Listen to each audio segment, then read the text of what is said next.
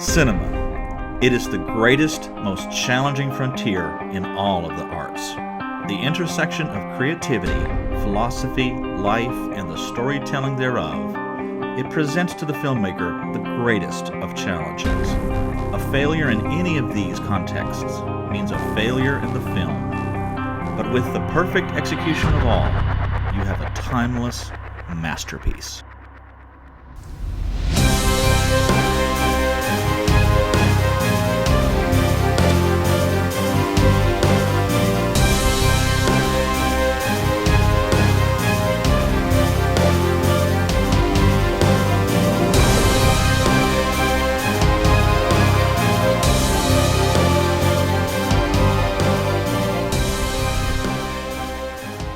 Ryan, it's that time again. Time for another episode of Beckner and Lipscomb at the movies. And what number are we up to here? Let's see here. We need to crunch the numbers. Yeah, I'm gonna do a little quick number crunch for you here. I can't seem to account for what film number this would be in our series here. So Ryan, do you think we need to bring in a specialist for this situation? We could definitely use one. Do you know anybody? I've seen a movie recently that has a specialist who does a very good job at not only uncooking the books, but also enforcing a certain kind of moral code. And what movie was that? That would be The Accountant, starring Ben Affleck. In fact, that's what we will be reviewing today on Beckner and Lipscomb. It's time to dim the lights, fire up the camera, and roll trailer. Your son is a remarkable young man. He has highly advanced cognitive skills. He has more in common with Einstein or Mozart than he does with us. I'd like to work with your son. Help him develop the skills he'll need to lead a full life. It's not going to happen. The world is not a friendly place, and that's where he needs to learn to live.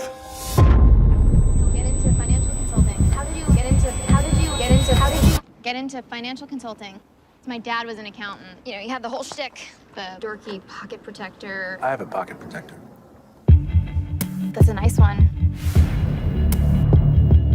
Do you like puzzles? Tell me what you see. Was taken 3 years ago by an undercover agent.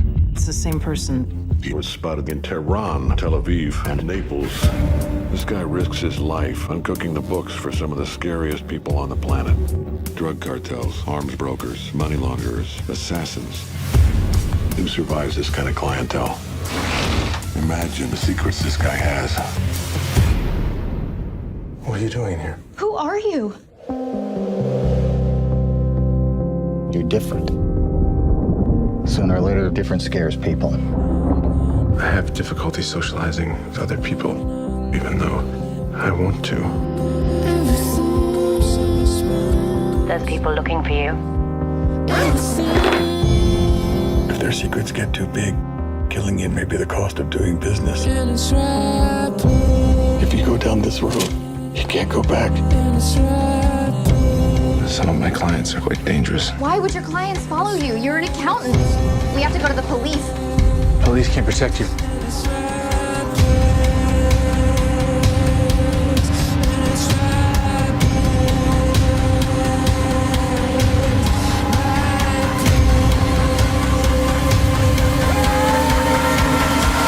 So who is he? The accountant. Like a CPA accountant?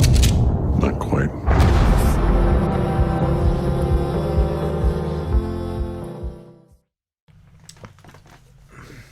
So Ryan, I think that this film, honestly, of a lot of the films that we have reviewed, I think it's one of the better films that has been bad-mouthed and unappreciated by the critics. The Accountant actually has a 52% score on Rotten Tomatoes. I saw that as well, yeah. And that's out of 238 reviews. Now, with Rotten Tomatoes, as some of you may know, these are supposedly Bullshit. No kidding. Supposedly highly trained experts in their field who are much better and smarter than you and I all combined. So obviously Ryan and I are not as adequately trained or experienced as they are, because the majority of them just said, whatever, and we enjoyed the film. I actually think this was a very well put together film. I really enjoyed it. And I think of all the ones that we've done that we could say, hey, go check this film out, this would be one of them. One thing to note, though, is this film is not a Netflix and chill, as a term that's somewhat ubiquitous now in social media. It's a film that you need to pay attention to. As has been said, if you snooze, you will lose with this film. There's a lot going on. It's not incredibly complex, as some films are. I'm going to stop you there on that point. I sort of have a theory myself as to, I was really surprised when I saw the 52% myself, and I was trying to, like, come up with some sort of plausible reason it could only have gotten a 52%. One thing I will say, this film, I think this film is extremely complex. For this genre, which is not particularly my favorite genre of film, typically there are, crime dramas, the thrillers, or, however you want to categorize this, typically have a lot of twists and whatnot in this. Right. This film had more twists in it than I have ever seen in a film like this. Really? You think so? Oh, yeah. I mean, just everything was one after another, after another, after another. It was this person, it was this person, it was this person, it was this person. And, I could see potentially how somebody could maybe not enjoy that. I think the best... some of the the legendary blockbuster films of this category, of this genre category, really have maybe one or two big twists in the movie. I would throw the likes of The Departed, Inside Man out there, but I felt like this movie was sort of like the Gravity, if you will, of and when I say Gravity, I'm talking about the movie Gravity of this genre, because in Gravity, it's just a stressful situation after a stressful situation after a stressful situation, followed by a stressful situation, which was also followed by another stressful situation. And in this movie, it was just every 20 minutes or so, you had some sort of plot puzzle piece just dropped in your lap that altered the whole entire scheme of what you're watching. And I could see how potentially that might bother some people if it was just continuously that after that after that. But I personally liked it myself. Did you think those things were predictable? No, not at all. But it was just it was just by the time you got yourself around to, okay, this is what's going on here, boom, it's totally something else. And I could see how that might bother some people. See, there were some things that I thought were going to happen. I remember I had watched half the film, and you had already watched it in its entirety, and I made a comment that I thought something was potentially going to happen, but don't tell me. That actually didn't happen. Right, yeah. But I thought if it had, it would have been predictable. But what did happen, I think, was unique. Right, and yeah. different and very well written. And I find it very interesting what you say, that you feel it was extremely complex. I myself, though I like complex movies, I honestly sometimes do tend to get lost in something that's more complex. And I'm just saying, I set, I for whatever reason, just the way my brain works, I can get lost in a more complex film, and sometimes I have to go back and watch them again, or pay, or even, like when I'm reading through a long novel, I may write characters down because long novels can get extremely complex with theirs, and I just do that so I can keep track in my head to enjoy more, on a deeper level that story that I'm reading. Right. With this film, I don't think I ever got lost, and I'm just saying that I set the bar, let's just say average for myself. Right, yeah. Whereas other people may have, much more astute tracking skills. Maybe your brain's just so big, man, Maybe it's for what I do tend to get lost sometimes. Or it could have been that I was paying very closer attention to this film just because of the nature of it and that I was enjoying it so much. Also, it had a tie to you as well, right? So yeah, which we'll talk about. So that was 52% on Rotten Tomatoes, 238 reviews. The budget was $44 million. It made 155.2, and clocks in at 128 minutes. So it's right at about 2 hours. Your standard film. And it was actually filmed rather close to here. We're in Chattanooga, Tennessee. This was filmed in Atlanta, or Hotlanta, as they say. Any more? Or you got any more? Actually, some people call it Atlanta, or Atlanta. Okay. The city. Anyway, I'm not gonna. ATL ho. ATL ho. And the closing scene was actually across a very beautiful place that I've been to, Bethany Bridge, Lake Allatoona. And there is talk of a franchise. So we'll hopefully maybe at the conclusion of this review, maybe you'll feel there should or should not be a franchise made out of this. So Ryan, we're going to turn to you now, and you're going to go over the plot. Now, we will not be giving many spoilers on this because this film, if we were to tell you pretty much what happens in the plot, which the plot being the strongest part of this movie in my opinion, would take away a lot from the film, and it would probably discredit our review a little bit. So we're just going to give you kind of an overview of what is going on in the film. As Matthew said, film stars Ben Affleck. As an adult, he plays the character Christian, who is an accountant that uncooks the books for large corporations, if you will. The film starts out as him as a child. We find out he's autistic and he has a neurotypical brother. Puts a lot of strain on their mother, and she eventually leaves the picture. Their father's pretty hard on them, decides that they need to go to get a military background. And that kind of just rolls over into the present day, where we see J.K. Simmons playing a character of Agent Ray King, who is tracking down our accountant character, Ben Affleck. He has just gotten a job for auditing a company called something robotics. I can't remember the name of it. Yeah. That's not really important. And so he's going to be looking at an inside, trying to see if there's any sort of embezzlement going on within the company. And during this time that he's supposedly going to be auditing this company, Ray King, Agent Ray King, it blackmails a junior agent into working for him to try to track down this accountant who he only knows by that alias. The plot is, is pretty much like a kind of sort of a bit of a cat and mouse game with that situation going on. There's just a bunch of twists, a bunch of turns, things you don't see coming within this scenario. This is supposed to be the last job that J.K. Simmons' character is going to be taking before his retirement, and that plays into some of the twists as well. It's just really intricate plot that we see. And then the film really does a good job of coming around full circle at the very end with the way that this. I was really happy with the way the film ended. Really strong ending especially for a film like this. So I mean, I typically don't like films like this, but unless they're like super top notch, and I really enjoyed this film. I really did.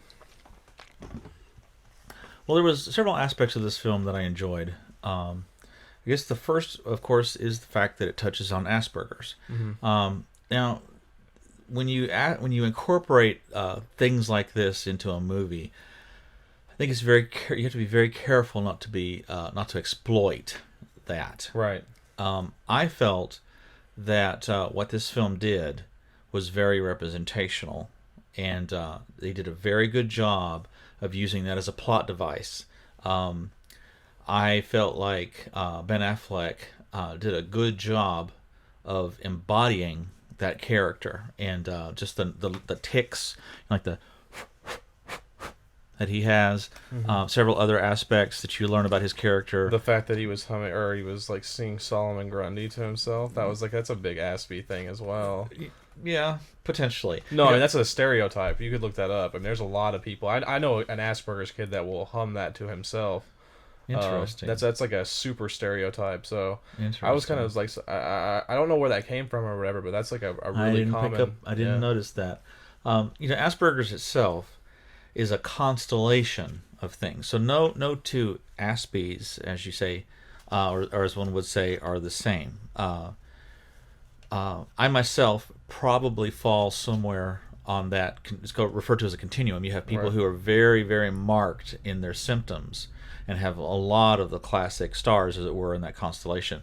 And you have some people who are much more high functioning. It's termed. I actually think that the term Asperger's has been taken out of the official psychological definitions book, and it's been replaced with something like high functioning autism, because Asperger's itself, again, is a constellation of things named after the doctor who actually sort of defined it. He referred to the children that he studied as his little professors, as one of the aspects of being an Aspie is that your part of your brain that processes language, you tend to have a higher control for that, and your logic or your thinking tends to be more tangential and complex, especially under stressful situations, and your word structure tends to be more complex, and you use bigger words. I have a term for it. I call it pseudo-lexiphania. And of course, a lexiphane is someone who deliberately uses big words so that they appear, super intelligent. Pseudo means false, of course. An Aspie tends to engage in what you would think of as pseudo-lexiphania, in terms that this is just who they are. Right. They're not talking this way to impress you or because necessarily they're extremely intelligent, though many Aspies are. It's been said that Thomas Edison was probably an Aspie, as well as Albert Einstein. People who study these individuals from a historical, psychological standpoint point to many classic signs. Reading a book on Robert Oppenheimer, and definitely he had some autistic aspects of his, especially in his early childhood and through his teenage years, and even things he did into his early adult. American Phoenix, I think, is the name of that book.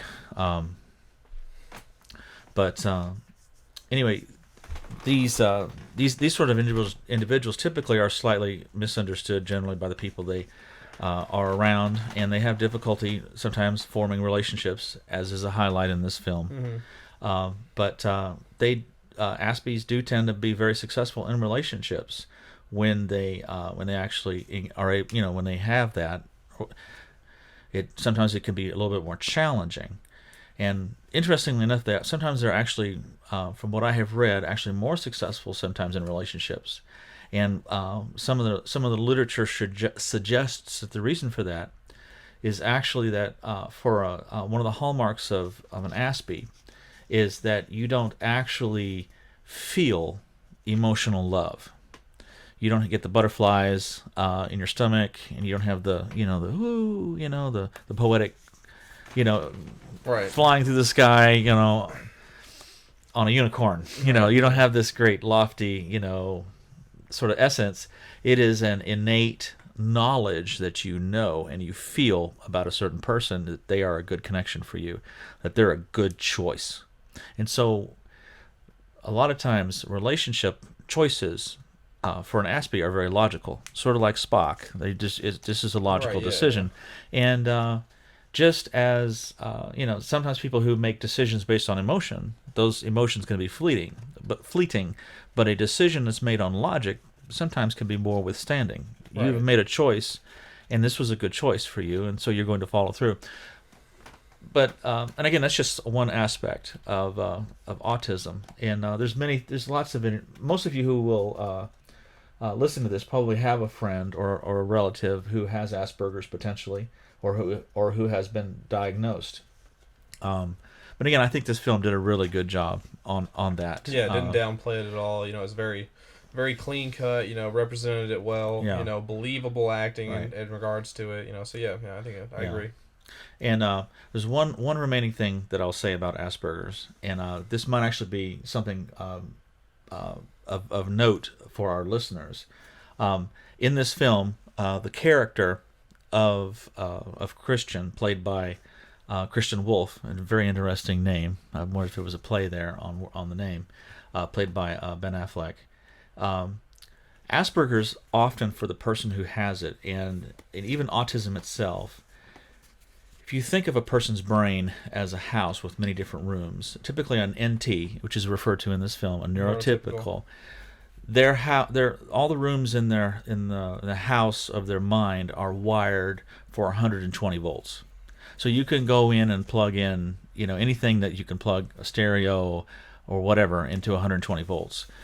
Typically, in the mind of someone with autism or Asperger's, there's the room that is used for relationships and reading body language is interestingly enough wired for 12 volts.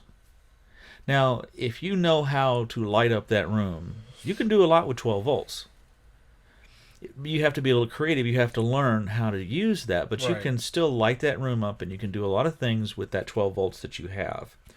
The trade-off is that somewhere else in that house, somewhere else in your mind, there's a room, and it's wired for 220. Right. Yeah. You find that room. 2020.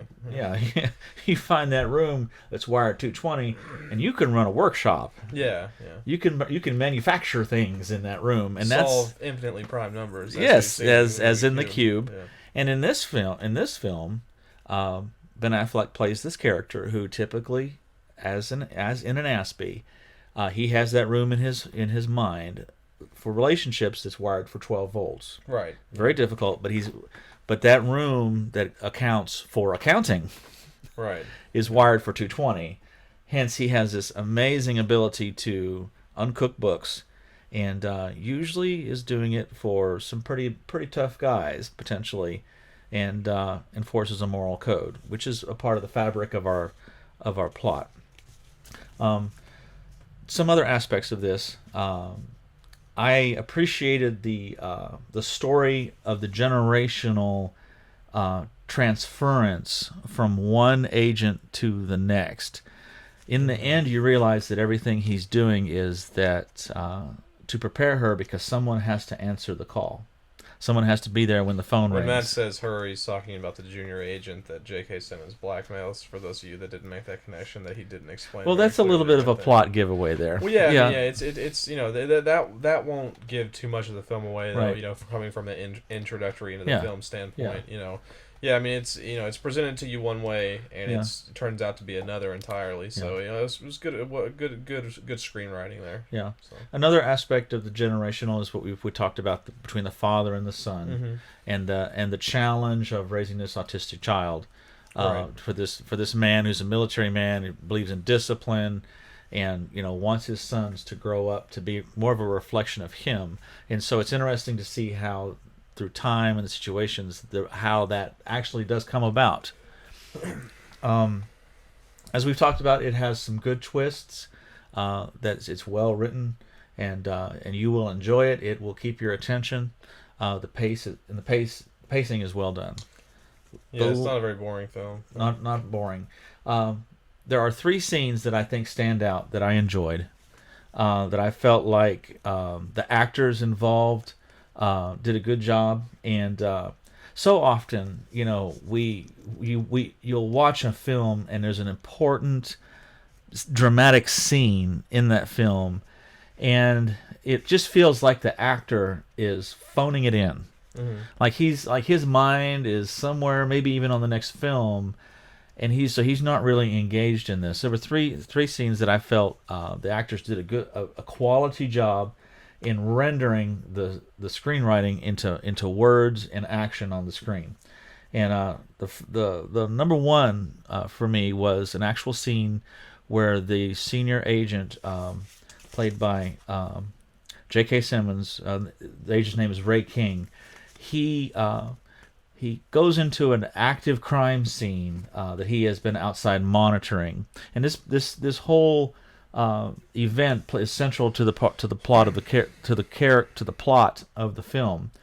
But as he is in there sneaking around a corner, Christian Wolf, the accountant, walks up behind him silently and pulls a gun and cocks it, and asks him some very, very serious questions. And at the very end, he asks him, "Were you a good father? Are you a good father? Are you a good father?" And it's a very powerful scene. I actually went back and watched it twice. Very, very well done. I enjoyed that. I thought it was very well done by that actor. J.K. Simmons is a very capable actor. Makes some good commercials for farmers too. Always enjoy those.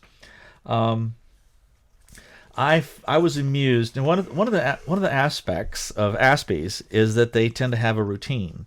They are we're very specific in terms of how we like things, and there's a scene when the junior accountant, played by Anna Kendricks, whose name is Dana.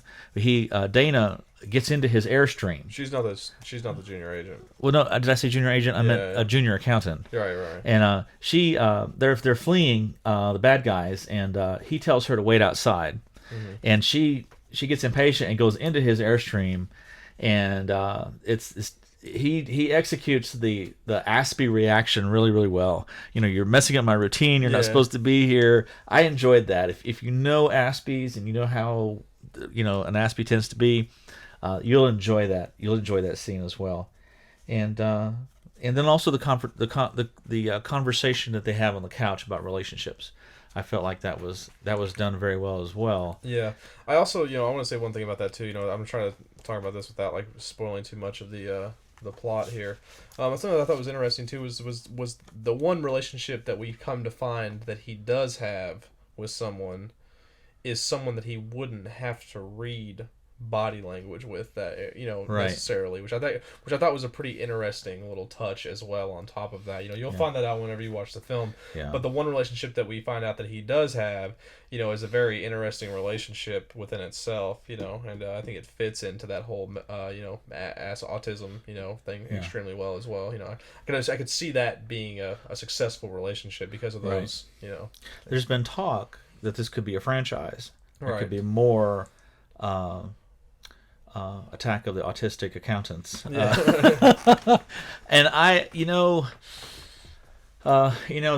they got a threefold return on their film with this. Invested 44, got 155 back. So they'll probably be thinking of how to do another one of these. This was one of those films that I'm gonna counter that. I doubt we'll see another one of these. I don't know. They might try. It would take a very good screenwriter to do it. But to me, it was one of those films where when you see him drive over that bridge, hauling his Airstream, there's a sense of completeness to the film. Like this has been a story that has been told, and it's now complete. A lot of times in modern sitcoms, you have ongoing story that just gets more and more complicated as seasons go by, and now we have seasons like NCIS. Now I watch the NCIS, but there's always small arcs, but there's a big arc. But it's that show's going to go on. Mm-hmm. It's gone on for 13 years now, and it's been renewed again, so it's going to continue to go on, and they'll have to continue to create more and more story for that story to go on. Contrast that with Breaking Bad. They knew how that was going to end with the first episode. Right, it was all a story that they were going to tell, and it was only going to last that long.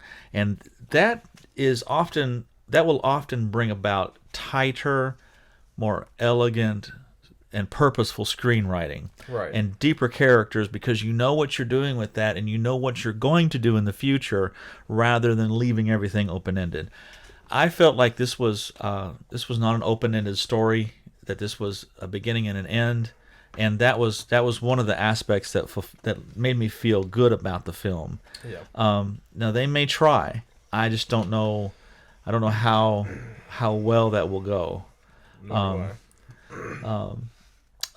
it was very well done, and I love the present that she gets in the end. That was awesome. Yeah. Like I said, there's just. Sometimes you watch films and there's twists that just kind of give you whiplash. This film, they're not overdone, but they're just good. Or like that's good screenwriting. That's good story, very good. You didn't overdo it. But to reflect upon the things that we've just said, we're looking at 5 quality aspects for the films moving forward that we will be reviewing. Right. First of all, is pace. I felt this film had a good pace. It wasn't too speedy, but it wasn't too drawn out. Yeah, this film had a lot of potential to be total shit on either end of those spectrums, right. But they did a good job of keeping a flow going. It might be a little bit too twisty for some people, like I said, but overall, I was happy with it. So. Right. And dialogue quality, which is always the burden of the screenwriter. Super high in this film, I would say it would be. I mean, Right. dialogue really carries this movie almost. Yeah. You know, well, screenwriting and dialogue really carry this movie. Yeah. But yeah, very very solid. Yeah. And visual quality. You know, that was one thing that was this film had a uniqueness to it. You know, it had something a little extra aesthetically going on with it. I felt like it had a little bit of edginess in a way. I can't really describe the feel, but the film has its own texturized feel. Right. You know, and I like whenever a film, you know, can really, you know, hone that in the correct way, and I feel like this film did that. Yeah, the fight scenes were done well. I don't even for as much violence as is in this film, I don't think it was overdone. I think it was quality. Yeah. It wasn't like gratuitous, blood and guts all over. But I don't know. I have to go back and figure out how many people actually died in this film. It was probably I don't know. It was up there. Yeah. It was up there, and uniqueness of the plot. I would score this very high for that. A lot of films, films that you watch, they're just rehashes of old films. This film is not. There's not very much else. Oh, excuse me. Very much else out there like this film. You know, like I said, you know, the films I could compare it to would be, you know, it has a little bit of like The Departed to it. Inside Man. Gritty in a different way, though. What was that? I think gritty in a different way. Yeah. It's we're just trying to put it in a generalized category here. I mean, it's really its own genre almost, really. But to touch on uniqueness just briefly, maybe to chase a rabbit. You know, there's another film coming out which we may review, The Mummy, and it's gonna be garbage. And we're concerned it might not be up to snuff. But then, you know, here we have another movie about a mummy that is this grand, drawn-out plot that's relying on, you know, big... Massive special effects. And Tom Cruise. You know, I was telling Ryan... carry the film. You know, I was talking to Ryan, I thought, you know, rather than trying to just create all these huge movies that are unique but have the same element of the Mummy, I do think it would be really good for those films to go back to the originals and just redo the original film with quality actors and do the same script, black and white. And I think that would be an epic film because nobody's doing that. And I just think would be the only guy. And I would be the one guy in the like, pass the popcorn. Everybody's like, who the that?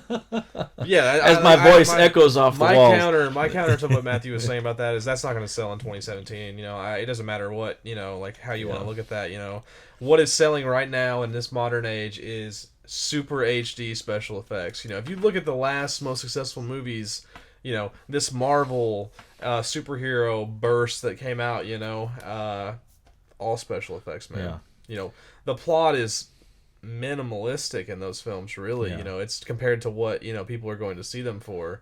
You know, and you have Transformers, you got all these films, you know, the major blockbuster films in cinema right now are just straight up special effects films. Right. I mean, you know, that would be awesome. I agree with you. I think it would be cool to see a film like that. I would definitely go see it myself. But people with the money that could really make that happen and make it happen the right way, they're not looking for something like that right now. If you're a critic or a director and you're listening to this, please do that. We want you to. Well, I do. I want you to make some money, man. Just keep doing whatever's gonna make money. I mean, I want to see great movies and things like that, but there's always gonna be great movies. Yeah. You know, you may have to look a little bit harder, but I mean, like, you know, I don't agree with that. You know, it would be. I mean, I want to see a good movie. I guess it doesn't really make sense what I'm arguing, but I mean, I want to see a good movie or, you know, and things like that. And I would be interested in seeing that or whatever. But it's just, you know, it's just not wise. I definitely think it could be done under the art house distinctive. You know, it wouldn't cost, you know, $10 million to make, and they'd make at least 50. Surely it would, you know. And I don't know what the magic. I don't know what the magic numbers are for it to turn a profit if it has to do three times what it costs to make. But you know, that would be a quality film that would be making money for years to come. Doubtful. In my personal humble opinion.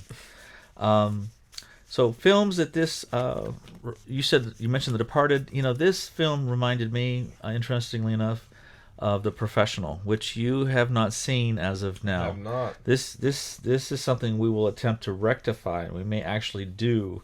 Might be a now, good listen, film if to I look do. up This Professional on Rotten Tomatoes and it's got like a 12% or some malarkey, I'm going to be highly disappointed in you here. It might put a little bit of a damper on If our The relationship Professional here. has a 12% rating on any critic film website, that site has either been hacked or those people are complete idiots. That's a classic film. My viewers will agree. As we get a 13% on Rotten Tomatoes here. Yeah. So, I believe that concludes our... well, close to concluding. What would you give this on a 10-star rating, of course, as well? 8.5. Yeah, I give this film an 8 for sure, too. Not my style of film. I will never give a film of this genre a perfect score by any means, just because it doesn't satisfy, what I'm looking for out of a movie per se. But this was a good movie, though. This was good. This was entertaining. Yeah. This was worth watching. Kept my attention. Can't complain about anything about it. Right. So solid film. I give it an 8. I believe this film actually... I believe this film actually does a good job of not just being an action thriller, but also a good dating film. Because it's not just about action, but it's also about relationships. A good dating film? Is that what you said? A good date film. You agree? You think Do you think this is not a Netflix and chill movie, but you think it's a great date movie? No, that's totally contradictory, first of all. Second of all, no way. What girl is okay, what let's break that down. Hold on a second. No. I'm gonna put you in the ground for that statement. We're going to it. What dude wants to go watch this movie and have this girl go, "Oh, so that's what yeah, that's what." And have to explain everything every 2 minutes. Maybe the to girls her. that you date. Oh my gosh. This is a film that you can go and, as a guy, you can enjoy the action, the violence, the struggle, but there's a depth to it because it's talking about family, it's talking about relationships, it's talking about, honestly, existential alienation, if you want to use that term. It's talking about deeper... You're looking for that unicorn here, dude. You're looking for that unicorn here. I think you can find a girl that would enjoy this film, and she's not going to be on the unicorn territory on the Universal Hot Crazy Matrix. I don't know, man. If that's what you're referring to. That's exactly. That's one thing that I referenced, my friend. But yeah, I don't think. I think there'd be. I mean, there would be. I mean, maybe. I would think say there's girls. A handful, maybe. But I mean, like for the most part, I girls think aren't gonna be there's interested in girls this out there that you could take that would go see this film with you and would enjoy it. And he's single, by the way. and- He is single. Just for the record. Just for the record, it's not because of that. There are reasons, but not because of that. So he says. So I say, but who knows? Anyway, yeah, I'll stick to my guns on that. No, sir. I'm disappointed. In So that statement, man. you And think you're- a date film and has to you're be also- syrupy, 50 First Dates, No, I mean, I don't even. Hitch? I mean, there's just no. I'm not even saying it's gotta be like that sappy or whatever. It's just like this is not a date film, man. You miss like 3-4 minutes. There's potential to miss a time lapse here, and then all of a sudden you've got no clue what's really going on. No, you're talking about a film that you would go home with your girl or your wife and make out while the film's playing. I'm not talking about Netflix and chill. I'm talking about going to the theater and watching a film together and then going out to eat and talking about the film. See, this is why he's single. This right here is actually why he's single. Well, and again, I tend to be analytical, and I am an Aspie. I would claim that. So maybe okay. Let's modify this. If you have a boyfriend or who's autistic, this would be a great date film for that person, okay, right? there you go, Okay, yeah, all okay, right, all there we right. go. Yeah, all right. I'll accept that. I'll accept that. But enjoyable film nonetheless. Don't believe the critics. I honestly was tempted to actually print out some of the things that they said and read those. Okay, so to get some of these ill-advised reviews here from Rotten Tomatoes, I will... God, I want to say these guys' names, but I won't. We should call them out. You think so? Yeah. Here, and while you're looking at that, one thing I will say about this... Will Leitch from the New Republic, top critic, The Accountant should be a straight-ahead thriller, but the film keeps tripping over its own incompetent feet. What? Maybe it was made for adults, but it sure doesn't feel like it was made by them. You know, those of you who've been to college and have had to write a paper, no doubt some of you have had a professor that would take a paper that you've written that's a very solid paper, and that professor would subjectively engage your paper and criticize it and just create out of whole cloth bogus things that they didn't like about it and give you a B when you really deserved an Man, A. that doesn't. Did that happen to you? It sounds like that might have. That exact scenario might have happened to you more than once. And so, you know, I don't necessarily think that a good movie critic. Peter Travers, Rolling Stone. Affleck plays a math whiz whose position on autism spectrum allegedly makes him a perfect assassin. That notion is offensive on so many levels, especially in the service of such low-grade crime fiction that is painful to watch. Oh, that's like the Rolling Stone, like summed up there, in my opinion. See, the bone that I have to pick with a lot of these critics is that it is true that if you're in critic school, no doubt when they give you a film that no doubt you are supposed to, in terms of practice, pick that film apart. I don't think that that's necessarily the best thing to do by default, always and forever, for every film. Just because you can tear something apart, just because you can find fault with it, doesn't mean that you should.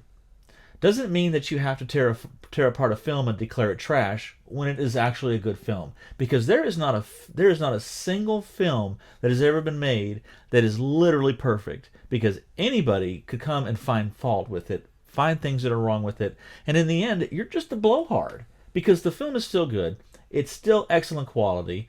People put good energy, good time, good directing, and good cinematography into that film, and it's enjoyable, and people should be able to enjoy it. But you're a critic, so you have to be a critic and be critical. I just don't think that's the case. I don't think it should be the case. I don't think that's what we're doing here. Now, we will find fault with films, and if we do... Manchester by the Sea. Like Manchester by the Sea. There's a legitimate complaint against that film is that it has a nihilistic outtone that we know people who have faced tremendous tragedy, and they've found a way to go on with their lives, unlike the character in that film, who continues to be in bondage to an incident, however tragic it was, that he's never able to get past. And that's the crux of that film. That's a legitimate complaint and criticism. But so much of criticism that goes on, it's overwrought negativism. So 8.5. 8 out of me. 8. And I believe we ranted enough on that. So anyway, I guess that concludes this episode. We actually shot this before, and I accidentally deleted the sound file. Yeah, he did. It'll look good for the teaser that we made, though, because it will actually have different clothes on this time, so that will be the positive of this. This will be the second shooting. Thanks for Matthew. Yeah, technical glitch there. Anyway, but hopefully this made it through the production process, and you're actually listening to it, so we don't have to do this a third time. But we do appreciate you watching, and please check out our other social media. We're on Facebook, Twitter. I think Instagram is coming, and our Facebook feed. So we appreciate the comments that we're getting from friends, and we're having a lot of fun doing this. Even the repeats. I think this repeat was better than the original one. But anyway, thank you so much. And,